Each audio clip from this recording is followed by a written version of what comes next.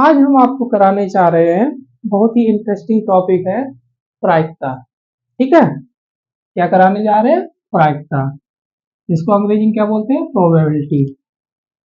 ठीक है, जिसमें सबसे पहले हम देख रहे हैं निश्चयात्मक प्रयोग, फिर यादृच्छिक प्रयोग, प्रतिदर्श समष्टि। इन तीन बिंदुओं पर चर्चा करेंगे। ठीक है, उसके बाद हम पहुंचेंगे प्रायिकता की परिभाषा पर। प्रायिकता की परिभाषा क्या होती है? तो निश्चयात्मक प्रयोग क्या होते हैं? ऐसे प्रयोग ऐसे प्रयोग जिनको हमें पहले से ही ज्ञात हो। जैसे सिक्के को उछाला, तो सिक्के को उछालेंगे या तो हेड आएगा या टेल आएगा, हमें पहले से ही पता है। या किसी पासे को उछाला तो हमें पहले से ही पता है इसमें क्या प्राप्त होगा।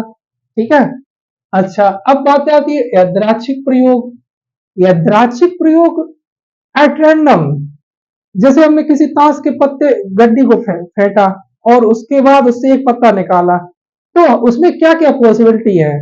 एक 52 पत्ते होते हैं, 52 पत्तों में से कोई भी एक पत्ता हो सकता है, चाहे वो टिक्का हो, चाहे बादशाह हो, चाहे बेगम हो, चाहे गुलाम हो, चाहे नहला दहला, ऐसे करके बहुत सारे कार्ड होते हैं, पत्ते होते हैं, उनमें से कोई भी पत्ता हो सकता है। ठीक है, तो कहने या हम कहें किसी थैले में ढेर सारी ढेर सारे कंचे हैं, गोलियां रखी हैं। ठीक है, और उसमें ब्लैक कलर के हैं, व्हाइट कलर के हैं और ब्लू कलर के कंचे हैं। तो थैले में रखे, अचानक हम कोई कंचा हाथ डाल के निकालें तो उसमें कोई भी निकल सकता है। ठीक है, तो ऐसे प्रयोग क्या कहलाते हैं? तुम्हारे यादृच्छिक प्रयोग कहलाते हैं।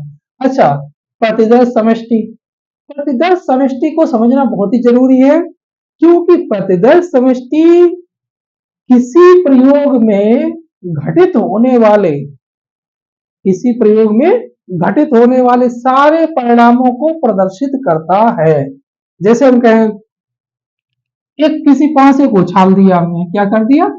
पासे को उछाला, तो पासे को उछालेंगे हमें क्या मिलेगा? एक मिल सकता है, दो मिल सकता है, तीन, चार, पांच और छह, ये मिल सकता है। ठीक है, अच्छा, अगर हम सिक्के को उछालें, एक सिक्के को उछाला तो या तो हेड आ जाएगा और या टेल आ जाएगा। ठीक है, इसके अलावा कोई पॉसिबिलिटी नहीं बनती है हेड और टेल के अलावा।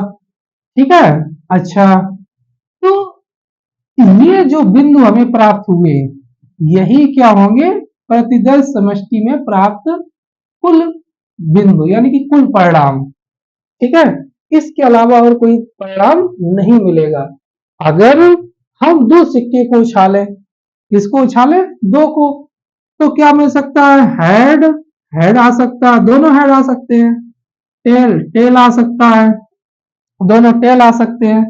एक हेड आ सकता है और एक टेल आ सकता है। ठीक है, पहला टेल आ सकता है, दूसरा हेड आ सकता है। इसके अलावा कोई चांस बनेगा? नहीं बनेगा।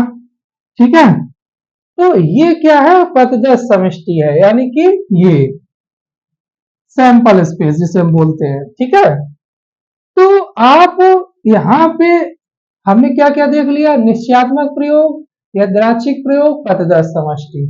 ठीक है, तो इस स्थिति में अब हम प्रायिकता पे चर्चा करने जा रहे हैं। तो प्रायिकता की परिभाषा सिंपल सी हम क्या लिख सकते हैं? प्रायिकता की परिभाषा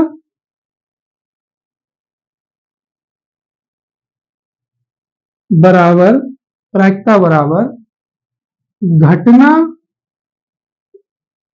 के अनुकूल, घटना के अनुकूल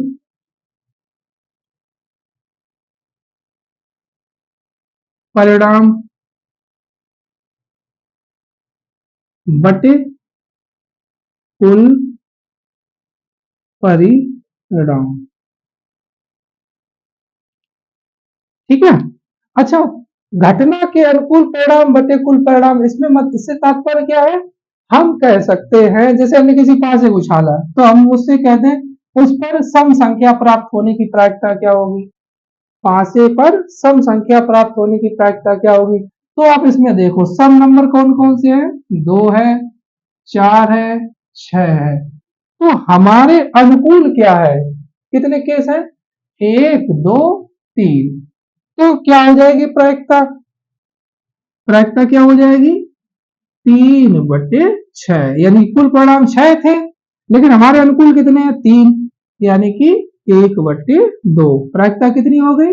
किसी पासे को एक बार किसी पासे को उछालने पर प्राप्त सम संख्याओं की प्रायिकता, यानी कि सम संख्याएं कितनी? 3 हो सकती हैं, 1 2 3। तो 3/6 यानी कि 1/2। ठीक है। तो हम आशा करते हैं आपको ये समझ में आ गई होगी। अगर कोई समस्या आती है तो अपनी समस्या को बता सकते हैं। धन्यवाद।